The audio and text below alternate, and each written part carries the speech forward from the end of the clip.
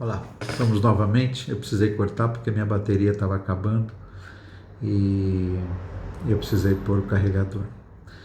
Mas veja, profeta, mensagem da parte de Deus para os homens.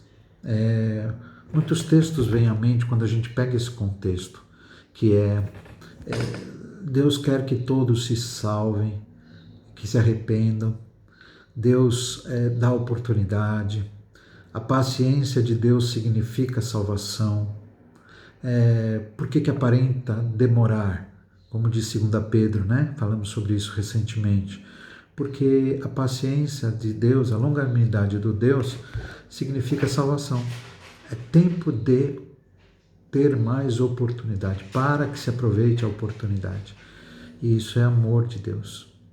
Então, nesse primeiro momento, voltando aqui para o texto, Jonas foge. Deus diz, vá e pregue contra ela. E ele foge e dentro da liberdade que ele tinha de dizer não, ele deu. E dentro da soberania de Deus, ele o buscou para que cumprisse uma função para a glória de Deus e para a salvação. Então, quando a gente olha o texto, a frase, o início do texto, a palavra de Deus veio a Jonas, filho de Amitai. Vá depressa e pregue.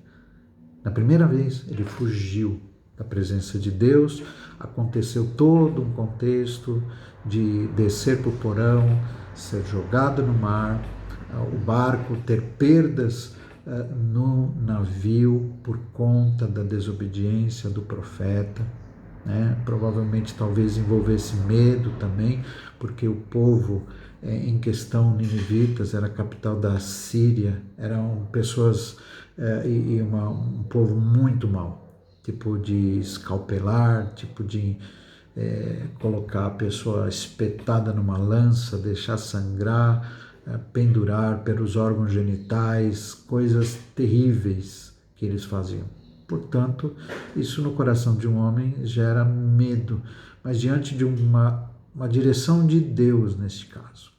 E aí, o final é que ele é jogado no mar e ele é engolido por um grande peixe ou uma baleia. A questão aí não é qual é o peixe, mas é um peixe providenciado por Deus para que salvasse ali daquela condição profeta Jonas. Então, a intervenção de Deus, depois que vomita.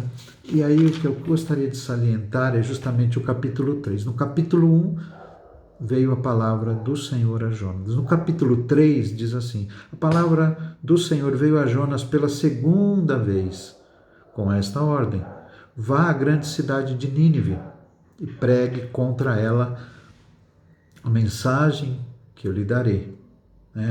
E a mensagem era, daqui a 40 dias Nínive será destruída. Então, o que eu queria enfatizar? Houve arrependimento. Quando há arrependimento do povo, há arrependimento da ação de Deus contra aquele povo. Olha que interessante a gente ver dentro do texto. A palavra de Deus diz assim, deixem o rei de Nínive, dizendo ao povo, deixem os maus caminhos e a violência. Talvez Deus se arrependa e abandone a sua ira, e não sejamos destruídos. Tendo em vistas que eles fizeram o que eles fizeram e como abandonaram os seus maus caminhos. Deus, tendo em vista do que o povo fez, tendo em vista de como eles abandonaram os maus caminhos, verso 10 diz, Deus se arrependeu e não os destruiu como tinha ameaçado. Estou lendo na versão NVI. Grave isso. Aos que se arrependem, Deus exerce a sua misericórdia. Jesus veio para todos. Aqui é um contexto de Velho Testamento, mas de arrependimento, de confiar na promessa. Toda o capítulo de Hebreus 11, mesmo daqueles que eram do Velho Testamento, foram justificados pela fé. Pela fé foram justificados, não pela obediência à lei, não pelo sacrifício, não pelas obras da lei, mas pela fé. E a realidade do arrependimento e a realidade da necessidade de levar a palavra diante de pessoas que, como o texto diz, não sabem discernir a mão direita da esquerda. Né?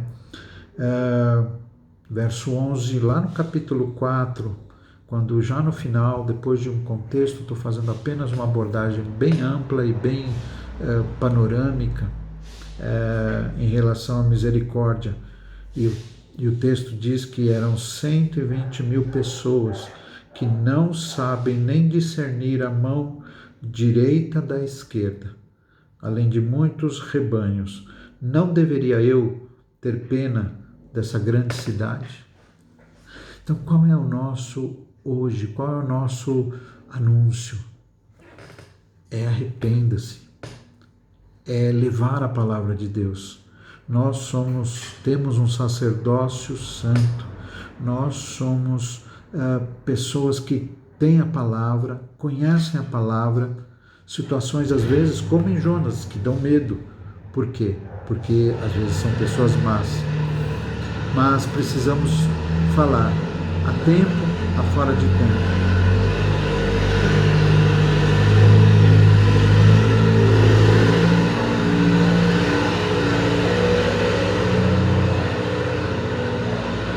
Perseverar na fé, perseverar no desejo e na intenção, na oração, para que mais pessoas sejam tiradas das trevas para a luz, como foram naquele momento, né, os ninivitas. Depois de um tempo, talvez 200 anos depois, eles foram destruídos por causa da desobediência. Perseveremos na obediência, perseveremos no foco de realizar, de fazer a vontade de Deus. Amém? Que Deus abençoe a cada um de nós, que Deus nos oriente. Foi apenas um panorama, né? E para que a gente reflita sobre isso, para que a gente possa pensar sobre essa importância de falar e não se calar, de sermos agentes de Deus, instrumentos de Deus no mundo em crise. O mundo está em crise, mas o que eu posso fazer dentro de um mundo em crise? Como eu posso agir? Me lembra sempre, dentro de um contexto menor e bem mais limitado, internado num hospital recém-operado. Eu posso agir ali dentro de um contexto difícil? Posso. Posso falar do amor de Deus, posso falar mesmo debilitado. Então, um momento de dificuldade que estamos vivendo, muitas pessoas, envolve a todos, o mundo inteiro.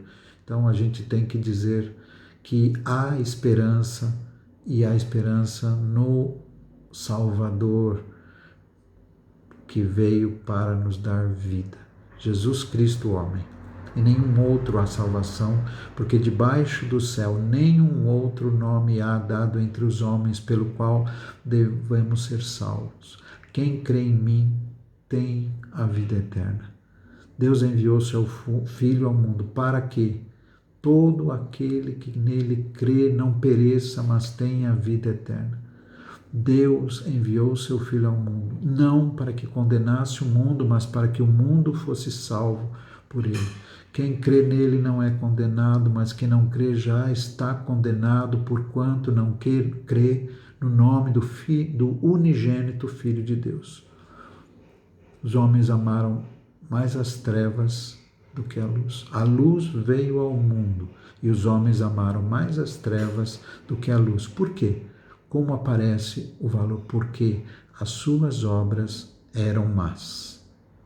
Pensemos em tudo isso, olhemos para essa história. Veio a palavra a Jonas, ele fugiu.